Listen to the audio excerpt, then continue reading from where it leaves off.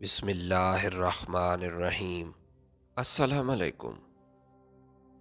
ہمارے معاشرے میں کچھ رواج ایسے پائے جاتے ہیں جو وقتی طور پر بڑے عام اور بے ضرر معلوم ہوتے ہیں، مگر بعد میں ان کے نقصانات سامنے آتے ہیں۔ اسلام ایک سادہ اور آسان سا مذہب ہے جو لوگوں کے لیے آسانیاں فراہم کرتا ہے، لیکن اگر ہم اسلامی قوانین کو فالو نہیں کرتے تو یہ ہماری کوتاہی ہے۔ یہ کہانی میرے دوست شامل کی ہے۔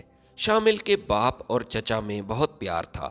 دونوں بھائیوں کے پیار کی لوگ مثالیں دیتے تھے۔ یہی وجہ تھی کہ جب شامل کی چچا زاد بہن تانیہ پیدا ہوئی تو شامل کا باپ بھاگتا ہوا اپنے بھائی کے پاس آیا اور اسی وقت تانیہ کو اپنے بیٹے شامل کے لیے مانگ لیا۔ تانیہ کی پیدائش کے موقع پر شامل کی عمر 6 برس تھی۔ شامل اس وقت میرے ساتھ کالج میں پڑھتا تھا جب اس نے پہلی مرتبہ مسکراتے ہوئے مجھے بتایا کہ اگلے ہفتے میرا نکاح ہے اور مجھے نکاح کی رسم میں شرکت کے لیے دعوت بھی دی گئی۔ تانیہ کی عمر اس وقت زیادہ سے زیادہ 12 برس ہی ہوگی۔ میں نے جب شامل سے پوچھا کہ اتنی جلدی نکاح کرنے کا کیا مقصد ہے تو شامل نے جواب دیا کہ تانیہ کی ماں اپنی بیٹی کا رشتہ اپنی بہن کے بیٹے سے طے کرنا چاہتی ہے اور نکاح کرنے کا یہی مقصد تھا کہ تانیہ ہمیشہ ہمیشہ کے لیے میری ہو جائے۔ پھر کالج کا زمانہ ختم ہوا اور یونیورسٹی کا دور شروع ہوا۔ شامل میرے ساتھ ایک فلیٹ میں رہنے لگا۔ ماسٹر کی تعلیم مکمل کرنے کے بعد ہم دونوں نے ایم فل کرنے کا منصوبہ بنایا، جبکہ اسی سال تانیہ میڈیکل کا امتحان پاس کر چکی تھی اور اس کا داخلہ شہر کے ایک مشہور میڈیکل کالج میں ہوا۔ تیری بھابھی اب ڈاکٹر بننے جا رہی ہے۔ شامل کے یہ الفاظ مجھے ابھی تک یاد ہیں۔ میں نے ایک دن شامل سے کہا کہ تانیہ کے ساتھ تمہارے نکاح کو ہوئے ایک عرصہ بیت چکا ہے، اب اسے اپنے گھر لے آؤ۔ میڈیکل کالج میں لڑکے بھی ہوتے ہیں اور کل کو تانیہ کے گھر والوں کا ارادہ بدل بھی سکتا ہے۔ میرے اس مشورے کے بعد شامل نے اپنے والد سے بات کی کہ میں اب تانیہ کو بیاہ کر گھر لے آنا چاہتا ہوں۔ شامل کے باپ نے اپنے بڑے بھائی سے بات کی تو اس نے کہا کہ بھائی جان، تانیہ میری اکلوتی بیٹی ہے۔ ہر باپ کے ارمان ہوتے ہیں کہ وہ اپنی بیٹی کو اچھے طریقے سے رخصت کرے۔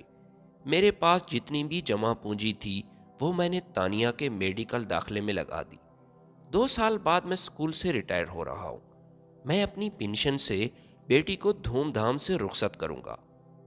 شامل کے والد نے کہا کہ بھائی جان، تانیہ میری بھی تو بیٹی ہے، آپ رخصتی کی تیاری کریں، باقی سارے اخراجات میرے ذمے ہیں۔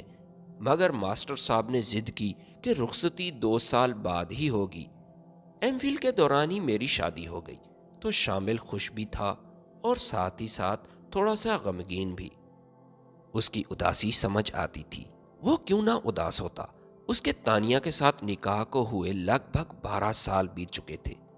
شامل بڑی دلچسپی کے ساتھ مجھ سے شادی شدہ زندگی کے بارے میں پوچھتا تو میں اس سے یہی کہتا کہ بھائی، شادی اللہ تعالیٰ کی ایک نعمت ہے اور اگر قسمت سے بیوی بھی اچھی مل جائے تو سونے پہ سہاگا ہو جاتا ہے۔ آدمی ادھر ادھر منہ نہیں مارتا اور گناہ سے بچا رہتا ہے۔ کچھ دن بعد میں نے دیکھا کہ شامل نے باقاعدہ تانیہ سے موبائل پر چیٹ کرنا شروع کر دی۔ وہ اسے اپنے دل کے حال بتاتا اور اپنی محبت کا اظہار کرتا۔ تانیہ بھی شامل کو بہت پسند کرتی تھی۔ اب تو دونوں کی بات چیت بہت بڑھ چکی تھی اور شامل نے اس خواہش کا اظہار کیا کہ کسی پارک میں اکیلے میں مجھ سے ملو۔ تانیہ نے سختی سے منع کرتے ہوئے کہا کہ یہ ناممکن ہے، اگر ابا کو پتہ چلا تو بہت گڑبڑ ہو جائے گی۔ شامل نے فوراً کال کاٹ دی اور تانیہ سے ناراض ہو گیا۔ تانیہ نے کئی بار اسے کال کی مگر وہ کال پک نہیں کرتا تھا۔ آخر کار تانیہ نے شامل کو ایک میسج کیا جس کو پڑھ کر شامل خوشی سے پھول اٹھا۔ تانیہ نے اسے مشورہ دیا کہ ویکینڈ پر تم ہمارے گھر آ جایا کرو اور ہماری ملاقات ادھر ہی ہو جائے گی۔ شامل ساس کے لیے کچھ تحفے تحائف لے کر ان کے گھر آ جاتا۔ ساس قیمتی تحائف دے کر خوش ہو جاتی اور ایک رات گھر ٹھہرنے کی دعوت دیتی۔ شامل کا تو یہی دلی مقصد تھا۔ رات کو جب سب سو جاتے تب شامل چھت پر آ جاتا اور تانیہ کو میسج کر کے چھت پر بلاتا۔ दोनों एक दूसरे के साथ मिलते, काफी देर बातें होती और एक दूसरे से प्यार का इजहार करते। अब तो ये शामिल की रूटीन का हिस्सा था कि वो हर इतवार की रात अपनी सास के लिए कुछ न कुछ कीमती तोहफे लेकर एक रात वहां गुजारता और फिर वापस आ जाता। एक दफा तो शामिल ने एक ऐसी ख्वाहिश का इजहार किया कि तानिया ने सुनकर फौरन इनकार कर दिया। शामिल ने कहा कि मेरी बात गौर से सुनो, तुम मेरे निकाह में हो और अगर मुझसे कोई गुनाह हो गया तो इसकी सारी जिम्मेदारी तुझ पर ही होगी, लिहाजा मेरी बात मान लो, तुम मुझ पर हलाल हो। तानिया ने उसकी बात मान ली और अब तो बगैर रुखसती के ही उनके दरमियान मियाँ बीवी वाला रिलेशन बन चुका था। एक रात सास नींद से बेदार हुई तो बाहर सिहन में पानी पीने के लिए चली गई। उसे शक हुआ कि छत पर कोई बातें कर रहा है। वो छत पर गई तो देखा कि तानिया और शामिल आपस में बातें कर रहे हैं।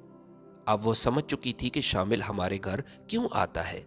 उसने शामिल को घर आने से मना ना किया क्योंकि हर हफ्ते वो कोई ना कोई कीमती चीज लेकर ही आता था और सास ये मौका हाथ से गंवाना नहीं चाहती थी।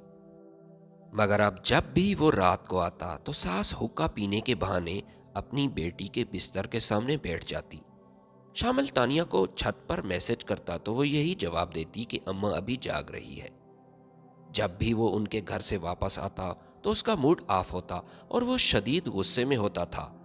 उसने तानिया पर जोर दिया कि अब घर पर मिलना मुमकिन नहीं रहा, मैं तुझे कॉलेज के गेट से पिक कर लूंगा और अपने फ्लैट पर ले आऊंगा।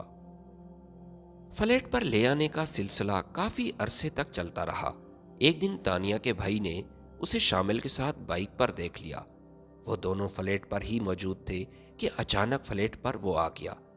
पहले तो उसने शामिल को बहुत मारा, उसके बाद बहन को बालों से पकड़कर घसीटता हुआ अपने घर ले गया।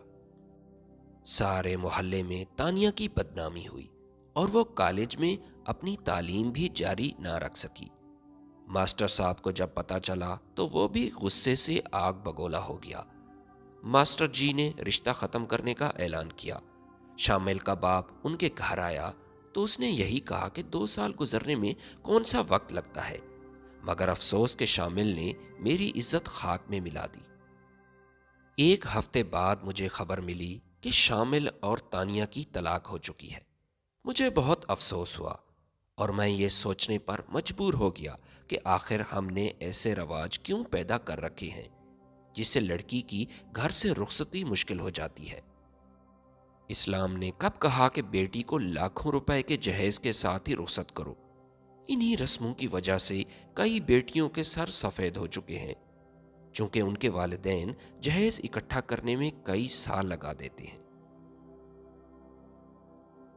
वीडियो अच्छी लगी है तो लाइक और शेयर ज़रूर कीजिएगा। मिलते हैं आपकी खिदमत में नई वीडियो के साथ, तब तक के लिए इजाज़त दीजिए। अल्लाह हाफिज़।